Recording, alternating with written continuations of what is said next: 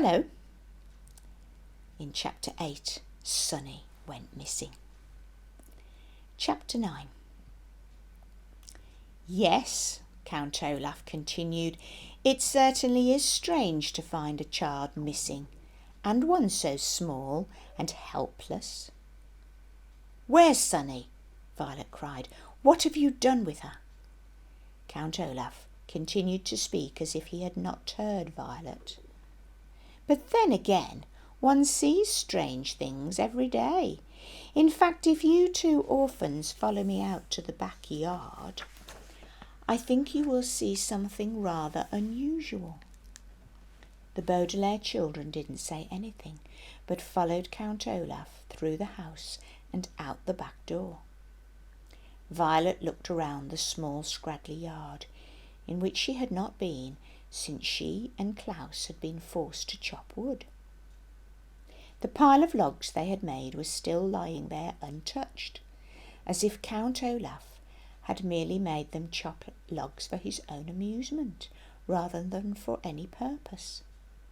Violet shivered, still in her nightgown, but as she gazed here and there she saw nothing unusual.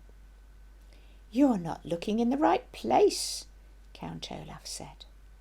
"For children who read so much, you two are remarkably unintelligent."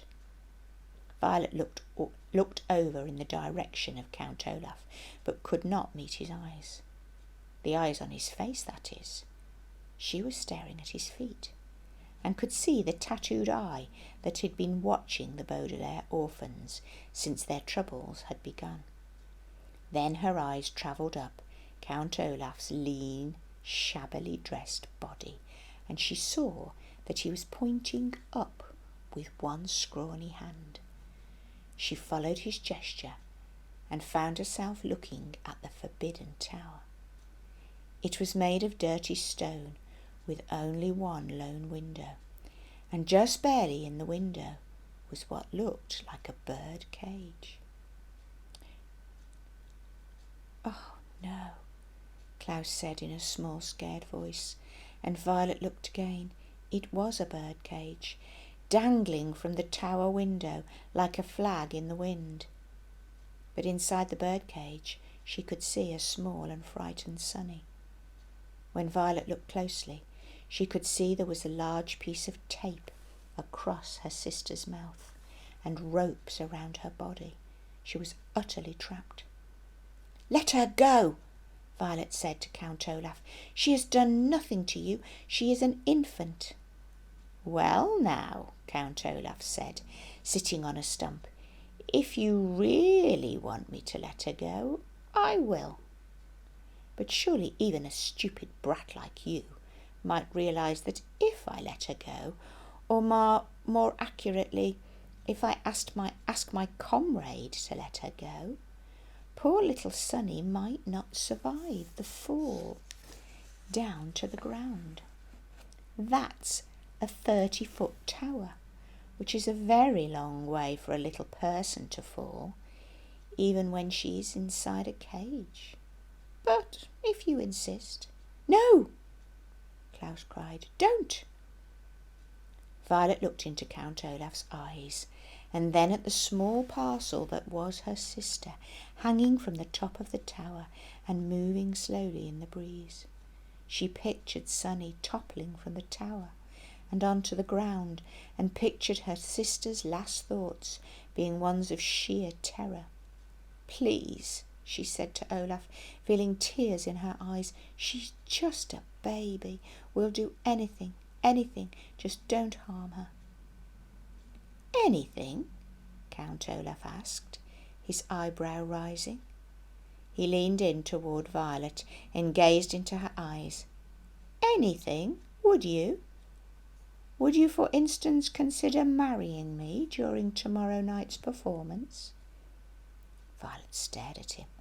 She had an odd feeling in her stomach, as if she were the one being thrown from a great height.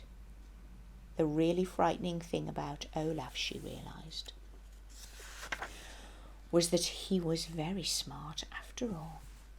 He wasn't merely an unsavoury drunken brute, but an unsavoury clever drunken brute. While you were busy reading books and making accusations, Count Olaf said, I had one of my sneakiest, quietest assistants skulk into your bedroom and steal little Sunny away. She is perfectly safe, for now, but I consider her to be a stick behind a stubborn mule. Our sister is not a stick, Klaus said.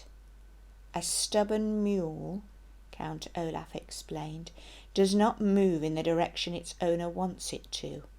In that way it is like you children, who insist on mucking up my plans.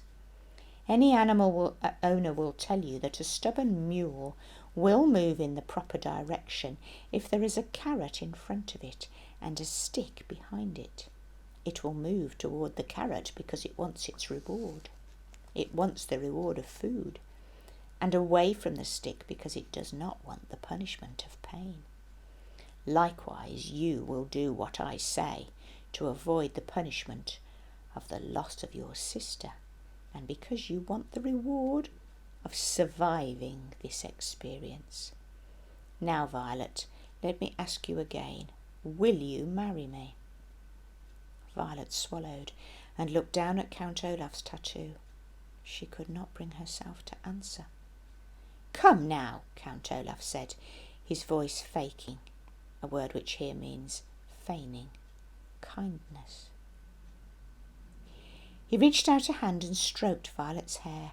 Would it be so terrible to be my bride, to live in my house for the rest of your life? You're such a lovely girl. After the marriage I wouldn't dispose of you like your brother and sister.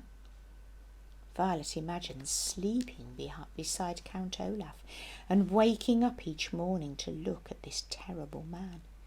She pictured wandering around the house trying to avoid him all day and cooking for his terrible friends at night, perhaps every night for the rest of her life. But then she looked up at her helpless sister and knew what her answer must be. If you let Sunny go, she said finally, I will marry you. I will let Sunny go, Count Olaf answered, after tomorrow night's performance. In the meantime she will remain in the tower for safekeeping, and as a warning I will tell you that my assistants will stand guard at the door to the tower staircase in case you were getting any ideas. You are a terrible man, Klaus spat out, but Count Olaf merely smiled again. I may be a terrible man, Count Olaf said, but I have been able to concoct a foolproof way of getting your fortune, which is more than you've been able to do. With that he began to stride toward the house. Remember that, orphans, he said. You may have read more books than I have, but it didn't help you gain the upper hand in this situation. Now give me the book which gave you such grand ideas, and do the chores assigned to you. Klaus sighed and relinquished, a word which here means gave to Count Olaf even though he didn't want to, the book on nuptial law. He began to follow Count Olaf into the house, but Violet stayed as still as a statue. She hadn't been listening to that last speech of Count Olaf's, knowing it would be full of the usual self-congratulatory nonsense and despicable insults. She was staring at the tower, not at the top where her sister was dangling, but the whole length of it. And Klaus looked back at her and saw something he hadn't seen in quite some time.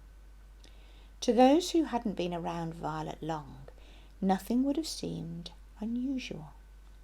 But those who knew her well knew that when she tied her hair up in a ribbon to keep it out of her eyes, it meant that the gears and levers of her inventing brain were whirring at top speed.